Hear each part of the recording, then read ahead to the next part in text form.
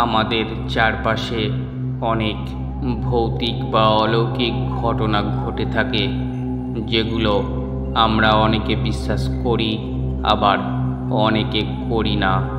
কিন্তু আজ যে ঘটনাটি আমি আপনাদের সাথে শেয়ার করতে চলেছি, সেটি মেক্সিকোর পুতুলের দ্বীপকে ঘিরে। সেখানে কিছু ভৌতিক ঘটনা ঘটে যাওয়ার ফলে মেক্সিকো সরকার ন্যাশনাল হেরিটেজ বলে ঘোষণা করেছে। শোনা যাক তার কিছু ভৌতিক ইতিহাস। দ্বীপটির নাম আইল্যান্ড অফ দ্য ডলস বা পুতুলের দ্বীপ। মেক্সিকো রাজধানী মেক্সিকো সিটি থেকে 17 মাইল দক্ষিণে জোকিমিলকো জেলায় অবস্থিত। এই দ্বীপটি দেখতে কেমন যেন গা শিউড়ে দেওয়ার মতো। এই দ্বীপকে ঘিরে রয়েছে কিছু ভুতুড়ে কাহিনী। আজ থেকে 80 বছর আগের কথা, 3 মেক্সিকান শিশু পুতুলের বিয়ে দিচ্ছিল গাছে ঢাকা শীতল অন্ধকার এই দ্বীপটিতে। খেলতে খেলতে তাদের একজন নিখোঁজ হয়ে যায়। পরবর্তী সময়ে দ্বীপের পাশেই একটি খালে পাওয়া যায় তার মৃতদেহ। এরপর থেকে ভয়ে কেউ ওই দ্বীপের ত্রিসীমানা মারায়নি। এ ঘটনার 30 বছর পরের কথা। 1950 সালের দিকে জুলিয়ান সান্তানা নামের এক ধর্মযাজক নির্জনে তপস্যা করার জন্য দ্বীপটিকে বেছে নেন। জুলিয়ানের ভাষ্য অনুযায়ী দ্বীপটিতে আশ্রম গড়ে তোলার পর থেকে তার সঙ্গে মৃত শিশুটির আত্মার প্রায় কথা হয়।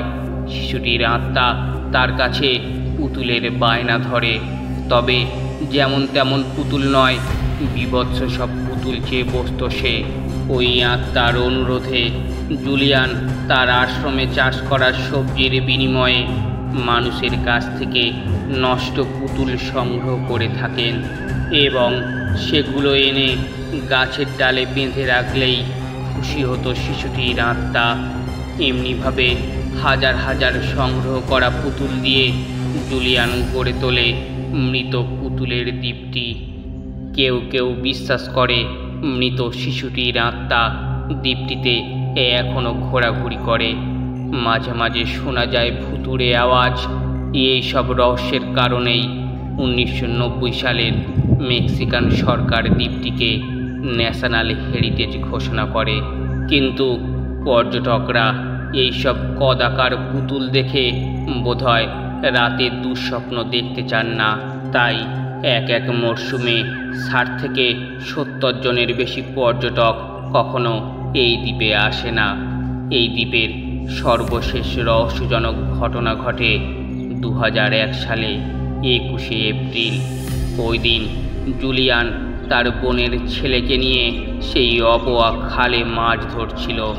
সে সময় তিনি তার ভাগ্নেকে বলেন, জলের নিচ থেকে আমাকে কারা যেন ডাকছে, তারা আমাকে তাদের সাথে যেতে বলছে। এর কিছুদিন পরে ওই খাল থেকে উদ্ধার করা হয় জুলিয়ানের নিথর দেহ। আশা করি এই সত্যি ভূতের ঘটনাটি সবার বিশ্বাসযোগ্য।